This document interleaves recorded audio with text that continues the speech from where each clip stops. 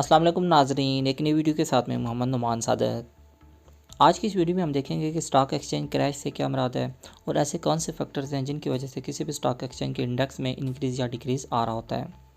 Stock exchange के अंदर मुख्तलिफ़ किस्म के इन्वेस्टर्स ने मुख्तलिफ़ कंपनीज़ के शेयर्स खरीदे होते हैं और उनमें वो ट्रेडिंग कर रहे होते हैं। हर कंपनी के शेयर की अपनी वैल्यूज़ होती हैं जो with the passage of time उनकी वैल्यूज़ में इंक्रीज़ या डिक्रीज़ आ रहा होता है और इस तरह से इन्वेस्टर्स जो हैं उनको प्रॉफिट या लॉस हो रहा होता है।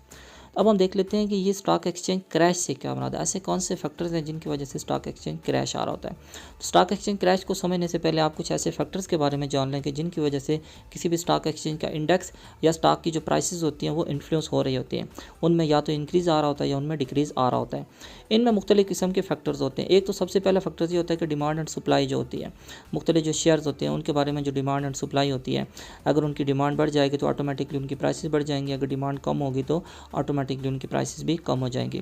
इसके अलावा मार्केट के अंदर कुछ इंडिकेटर्स होते हैं, मार्केट के अंदर कुछ रूमर्स होते हैं, कुछ स्पेकुलेशंस चल रही होती हैं, उसकी उनके ऊपर भी जो स्टॉक मार्केट का इंडेक्स या प्राइसेस डिपेंड कर रही होती हैं। इसके साथ साथ जो इन्वेस्टर का कॉन्फिडेंस इंडेक्स होता है वो भी मैटर कर रहा होता है। फिर जो पॉलिटिकल सिचुएशन होती है किसी भी कंट्री की, ये सबसे ज़्यादा मैटर कर रही होती है। पॉलिटिकल सिचुएशन के साथ साथ गवर्नमेंट की जो पॉलिसीज़ होती हैं जिनमें फिस्कल पॉलिसी आ गई या मॉनेटरी पॉलिसी आ गई, और उसके अलावा जो इन्फ्लेशन या डिफ्लेशन होती है, इस चीज़ का भी इम्पैक्ट होता है आपके स्टॉक की प्राइसेस के ऊपर। इसके अलावा जो नेचुरल डिज़ास्टर्स होते हैं उनका इम्पैक्ट भी होता है, और जो एक जनरल लेवल ऑफ ट्रस्ट होता है फाइनेंशियल सेक्टर के ऊपर इन्वेस्टर्स का, ये भी डिपेंड कर रहा होता है। और गवर्नमेंट की कुछ जो गवर्नेंस मैकेनिज़म्स होते हैं या जो रेगुलेशंस होती हैं, ये सारे के सारे ऐसे फैक्टर्स होते हैं जो किसी भी स्टॉक एक्सचेंज में या जो इंडेक्स होता है या जो स्टॉक प्राइसेस होती हैं उनको इम्पैक्ट कर रहा होता है। अब हम देख लेते हैं कि स्टॉक एक्सचेंज क्रैश से क्या मुराद है।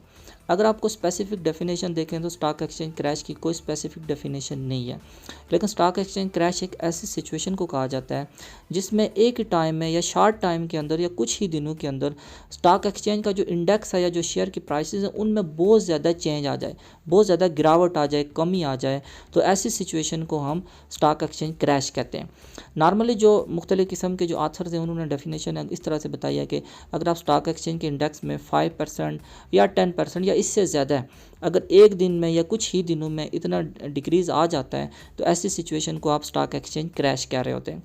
तो नॉर्मली जो कंट्रीज़ होती हैं, कोई बड़ा पेंडेमिक आ जाए, जैसे कोविड का पेंडेमिक था, तो ऐसी सिचुएशन में क्या हुआ था कि एकदम से स्टॉक एक्सचेंज क्रैश कर गई थी। ऐसी सिचुएशन में होता क्या है कि एक अनसर्टनिटी पाई जाती है मार्केट के अंदर, तो एक ही टाइम में जो ख़रीदार होते हैं शेयर्स के वो कम हो जाते हैं और जो शेयर सेल करने वाले होते हैं उनकी तादाद ज़्यादा हो जाती है। तो ऐसी सूरत में फिर क्या होता है कि स्टॉक की प्राइसेस जो हैं वो कम होना शुरू हो जाती है। तो जब एकदम से स्टॉक की प्राइसेस कम होती हैं तो ऑटोमेटिकली आपके इंडेक्स में कमी आ जाती है, तो इसकी वजह से स्टॉक एक्सचेंज क्रैश कर जाती है। तो नॉर्मली पाकिस्तान के पर्सपेक्टिव से आप देखेंगे कि यहाँ पे 1000 इंडेक्स से भी आपको स्टॉक खबरें मिलती हैं कि स्टॉक एक्सचेंज क्रैश कर गई है, या इसके ऊपर जितने भी इंडेक्स में डिक्रीज़ आ रहा होता है या कंटिन्यूसली इंडेक्स में 2-3 दिन इसी तरह से डिक्रीज़ आए, 1000 पॉइंट्स में 900 पॉइंट, 1200 पॉइंट्स, तो वो स्टॉक एक्सचेंज क्रैश कहलाता है। तो जैसे आज की सिचुएशन में ये न्यूज़ भी मैंने आपके सामने लगाई है कि 1000 पॉइंट्स में कमी आई है, तो वो न्यूज़ में आ रहा है कि मार्केट क्रैश कर गई है। तो ये कल भी और परसों भी इसी तरह से डिक्रीज़ आ रही थी, तो इस वजह से इन्होंने क्रैश का वर्ड यहाँ पे यूज़ किया हुआ है। तो इसी तरह के मुख्तलिफ जो इंसिडेंट्स होते हैं वहाँ पे क्या होता है, जैसे वार हो गई या इस तरह की जो मुख्तलिफ सिचुएशंस होती हैं, नेचुरल डिज़ास्टर आ गया या कोविड पेंडेमिक था, तो ऐसी सिचुएशन में क्या होता है कि शेयर की प्राइसेस ऑटोमेटिकली गिरना शुरू हो जाती हैं। तो इस तरह ऐसी सिचुएशन जहाँ से एकदम में स्टॉक एक्सचेंज की प्राइसेस गिरना शुरू हो जाए और बहुत ज़्यादा इंडेक्स में कमी आ जाए, तो ऐसी सिचुएशन को हम स्टॉक एक्सचेंज क्रैश कहते हैं। तो ये थी हमारी आज की वीडियो कि स्टॉक एक्सचेंज क्रैश से क्या मुराद है और ऐसे कौन से फैक्टर्स हैं जिसकी वजह से स्टॉक